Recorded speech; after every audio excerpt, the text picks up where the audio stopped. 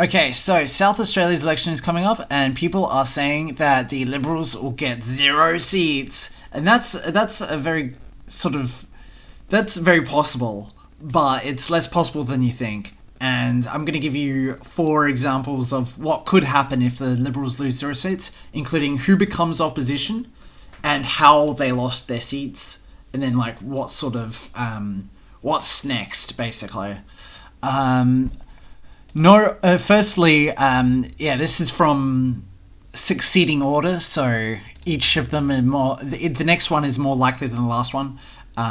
This one is the least likely to happen, where there's no opposition at all, where there is only one party in South Australia's politics, which is the Labor Party. This obviously is very unlikely, almost impossible, because this violates a basic political scientific rule of all countries, where every country that's actually democratic, like excluding North Korea, has 2 parties, because people have different points of view. If we don't have different points of view in South Australia, then we are no different from the people of North Korea. That's what I'd say, so I'd say, this is very unlikely, but if this did happen, it would call into question South Australian statehood. Like, we're the second smallest state, and now we don't even have, difference of opinion, like what's going on there. But yeah, that's what some people are saying that the polls are saying, but I doubt that that's what the polls are saying, because of the famous seat of Chaffey. Chaffey is usually even in Labour plus 70, even if Labour has 70% of the vote, it's likely to be here for the Liberals, here, where it's a marginal seat for the Liberals, even if Labour wins with 70% of the 2-party preferred. Even if they win 71 or 72, what they need to win this seat in this situation is a 2-party preferred of 70, above 75, because it was at plus 20 for the Liberals when Labour had last election, where Labour had the position of plus that one, but they're trending to the right because they're a rural area. And the trend to the rural area, as well as that, is also happening in the news and the situation as well. So I doubt that Chaffey will, even in a 2-party race where Labour has a huge advantage, I don't think they're winning Chaffey. And so, yeah, again, this is very unlikely. Now let's go to the Greens. The Greens have the ability to win this area if they target a lot of rent, like the rents and lackluster progress on hospital bedding. And of course, that's a very strong sort of urban area. Like, the hospitals are really good for sort of bougie people who don't know what they're talking about. And high rents is very good for junkies who live in the cities of this state. So it's very possible that the Greens, get a very strong... But I diss that because Robert Sims does not have a strong track record. So he's... does not have a strong track record, and the Greens don't really care that much about federal elections. Now we go to Labour's opposition, where One Nation has a very strong position where they win everything, and they end up sort of... and again, a preference here with the Liberals, where the Liberals get 8%, where they get 11% of the vote, and then they push a lot of those to One Nation, and then One Nation is able to get is able to spread out their vote quite well. So in this one, their only safe seat is Frome. Frome is here, and then from there they just spread out all across the area.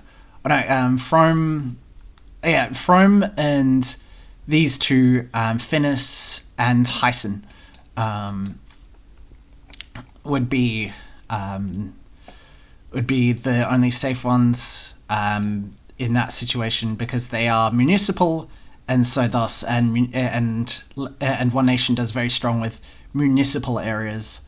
And then, but this goes into the last one, where they actually win rural areas because they get seen as the rural Conservative Party and they become the opposition. And this is the most likely to happen, because in this scenario, it requires a lot of urban areas to go One Nation, which is very unlikely.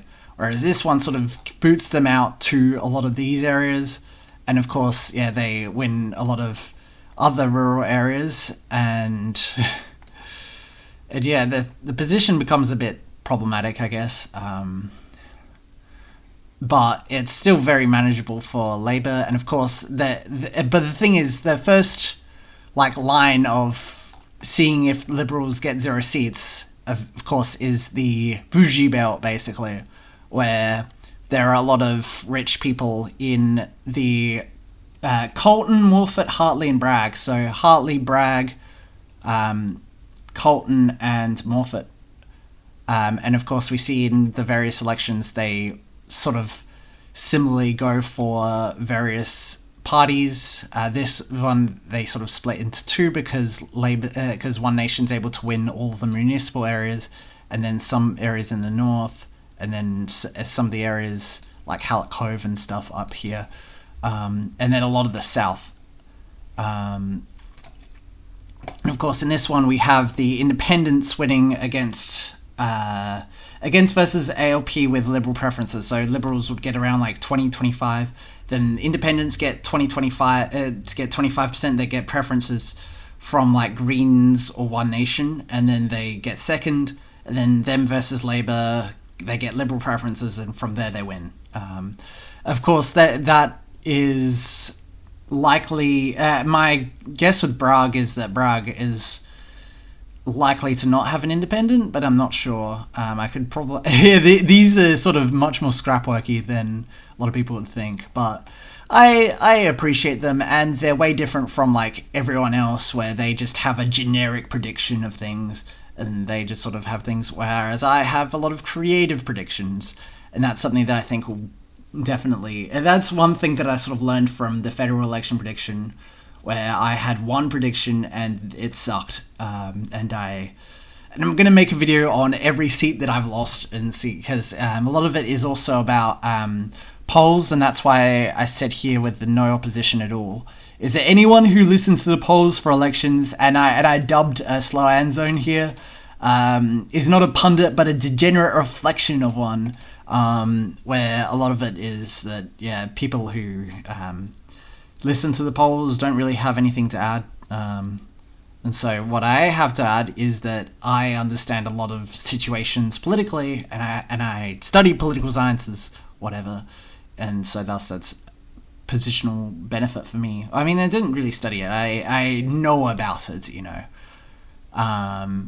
Yeah, so yeah, best of luck for all the political parties and whatever. Hopefully you are a candidate. If you are a candidate, you win, and you watch this video and you see, all your policies and stuff come to life.